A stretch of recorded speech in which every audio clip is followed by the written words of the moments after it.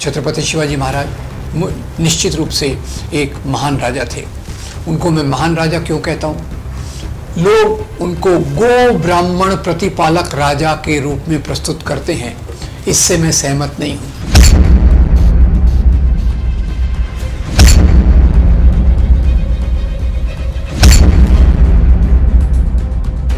जिसके आधार पे समाज को बांटना चाहती है, ध्रुवीकरण करना चाहती है, और जो हमने शिवाजी महाराज के राज्याभिषेक के दिन देखा, उस राज्याभिषेक के दिन ये उसी घटना को यहाँ के उप मुख्यमंत्री औरंगज़ेब की औलाद शब्द का इस्तेमाल करके यहाँ की सांप्रदायिक राजनीति को मजबूत करना चाहते थे। अब दूसरा मुद्दा जो हम यहाँ आते हैं छत्रपति शिवाजी महाराज पे। छत्रपति शिवाजी महाराज निश्चित रूप से एक महान राजा थे। उनको मैं महान राजा क्यों कहता हूँ? लोग उनको गो ब्राह्मण प्रतिपालक राजा के रूप में प्रस्तुत करते हैं, इससे मैं सहमत नहीं हूँ। शिवाजी महाराज मुख्य रूप से लोक कल्याणकारी राजा थे। शिवाजी महाराज ने सभी धर्मों का आदर किया। अब जो अफजल खान की बात हम कर रहे थे, अफजल खान का वध करने के बाद शिवाजी महाराज ने खुद अफजल खान की कब्र को बनवाया। उनकी उदारता देखिए। उन्होंने कहा ठीक है, अफजल खान मेरा दुश्मन था, लड़ाई में मारा गया, पर वो भी एक राजा था, और उसके आदर में उन्होंने वहाँ एक दरगाह बनाई, कब्र बनाई, और जो बाद में कई सांप्रदायिक लोगों ने तोड़ने की कोशिश की। फिर जब हमारे दोस्तों ने याद दिलाया, अरे भाई ये कब्र तो शिवाजी महाराज ने बनवाई थी, तो उसके बाद वो सांप्रदायिकता का उपयोग कम हो गया। फिर दूसरी तरफ से हम देखते हैं कि शिवाजी महाराज ने की जो फौज थी उसमें 12 सेनापति मुसलमान थे, जिसमें कुछ के नाम मैंने आपको लिए, और ये मुसलमान उनके प्रति बहुत वफादार थे। इसी आधार पे शिवाजी महाराज ने उनको अपने सेना में रखा था। दूसरी बात देखिए, शिवाजी महाराज सभी धर्मों का आदर करते थे। उनके रायगढ़ के किले में जहाँ उन्होंने अपने लिए भगवान जगदीश्वर का मंदिर बनवाया, उसी के पड़ोस में उन्होंने एक मस्जिद भी बनवाई। उनका कहना स्पष्ट था, मेरी प्रजा में हिंदू भी हैं, मुसलमान भी हैं, और मुसलमान जब मुझे मिलने आते हैं, मुसलमान जब मुझे विज़िट करने आते हैं, तो वो कहाँ जाएंगे? उनकी इबादत का वक्त होगा तो वो मस्जिद में जाएंगे। आज देखिए, आज इसी राजनीति के नाम पे मस्जिदों को तोड़ा जा रहा है।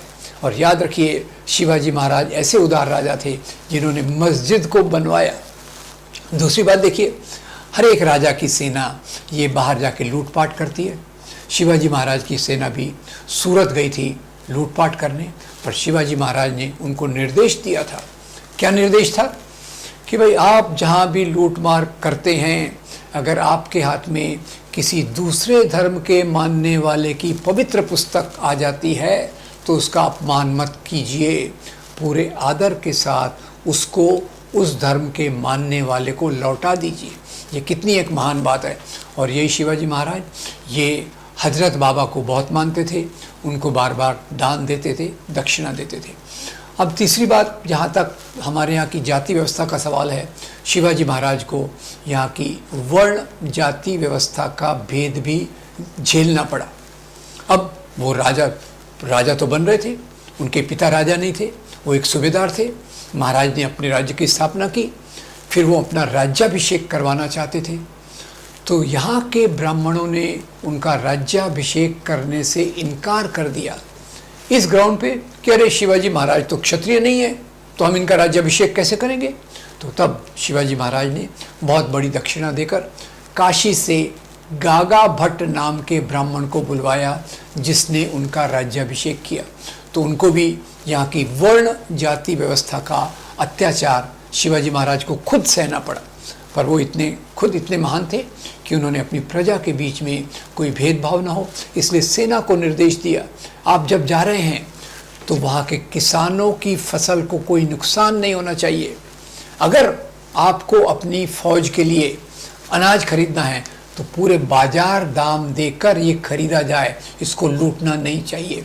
इस प्रकार की चीज़ों के कारण महाराज महाराष्ट्र में बहुत लोकप्रिय हुए, और इसके कारण इसीलिए आज गांव-गांव में उनके पोवाड़े, उनके गीत गाए जाते हैं, उनकी जयंती मनाई जाती है।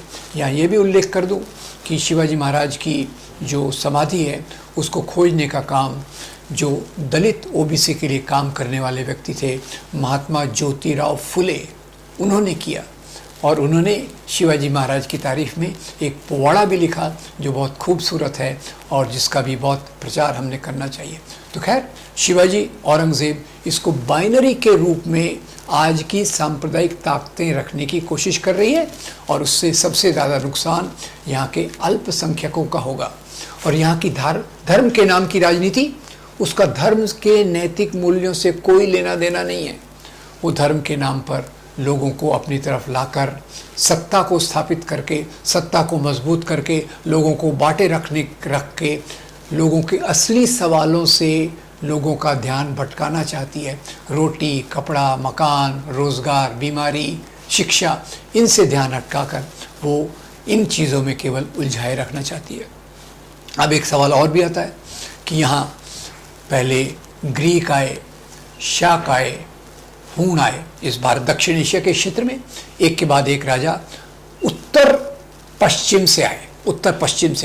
देखिए, उत्तर पूर्व में, उत्तर में हिमालय है, इस तरफ आसाम है, इस तरफ से ज़्यादा लोग आ नहीं सकते थे। तो उत्तर पूर्व से जो राजा आए उसमें सबसे पहले ग्रीक थे, फिर शाक थे, फिर हूण थे और बाद में कई मुसलमान राजा भी आए। इसी प्रकार से अगर आप देखें तो भारत के दक्षिण भारत का एक बहुत बड़ा साम्राज्य हो गया है, वह चोला साम्राज्य, जिसका शेंगोल इस्तेमाल करके अभी अपने आप को राज्याभिषेक किया गया नई लोकसभा के उद्घाटन के समय, वो भी एक राजाशाही का उदाहरण है। तो खैर, ये जो चोला राजा थे, इन्होंने अपनी सत्ता को सिलोन तक, मलेशिया तक और दूसरे दक्षिण पूर्व एशिया में अपनी सत्ता को ले गए। तो हर एक राजा कोशिश करता था कि वो दूसरे क्षेत्रों में जाए, पर सीमितता ये थी कि हिंदू राजाओं में भी, जैसे सम्राट अशोक को देखिए, सम्राट अशोक तो बौद्ध बन गए, पर उनका साम्राज्य काबुल, कांधार, तक्षशिला, बलूचिस्तान और पूरा पश्चिम में बहुत फैला। ईस्ट में भी उनका साम्राज्य बहुत फैला, दक्षिण तक उनका साम्राज्य आया। तो एक तरफ अशोक और दूसरी तरफ औरंगज़ेब, इनके साम्राज्य बहुत फैले। और जहाँ तक इस देश के बाहर जाने का सवाल है तो चोला राजा, इन्होंने ख़ास तौर से दक्षिण पूर्व एशिया में बहुत सारे देशों पर अपना कब्ज़ा किया, व्यापार हुआ और वहाँ से कई लोगों को गुलाम बनाकर लाए। क्योंकि आप जैसा जानते हैं, ये देश की सीमाएं तो आधुनिक सीमाएं हैं। पहले राजाओं की सीमाएं इस प्रकार से निश्चित नहीं होती थी। राजाओं की सीमाएं उनकी शक्ति पर आधारित थी। जैसे आप देखिए, चंद्रगुप्त मौर्य ने भी 6 लाख की फौज खड़ी करके अपने साम्राज्य को पूरे देश में फैलाया, दक्षिण के केरल, तमिलनाडु को छोड़कर, और उधर उत्तर पूर्व में, उत्तर पश्चिम में भी उनका साम्राज्य बहुत फैला।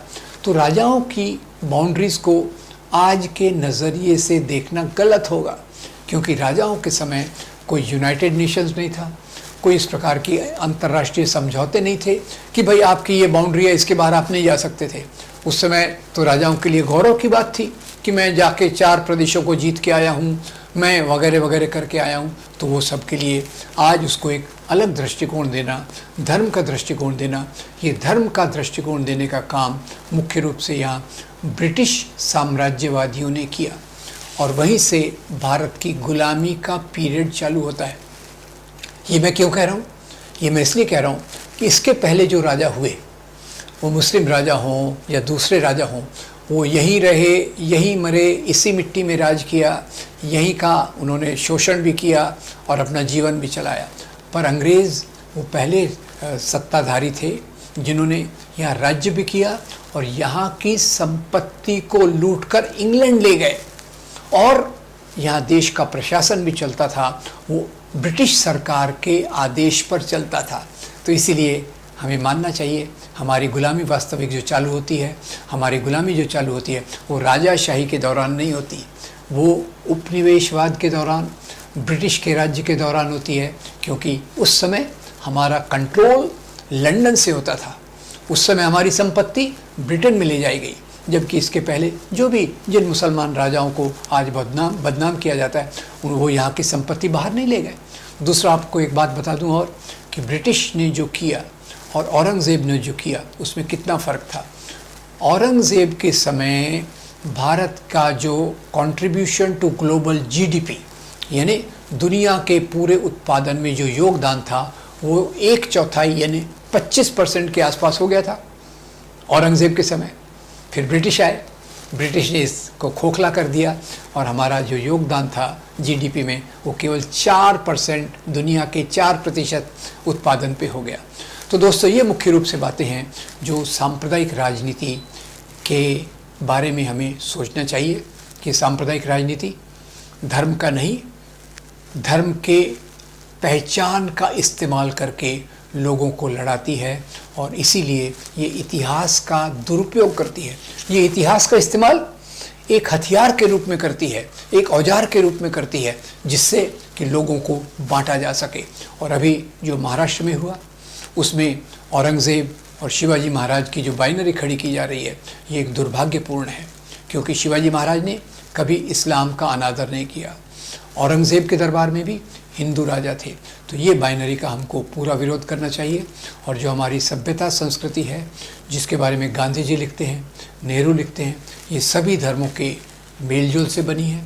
सभी धर्म के लोगों को मेलजोल के आधार पे ही भारत का विकास हो सकता है और वही हमारा रास्ता होना चाहिए। धन्यवाद। Thank you very much.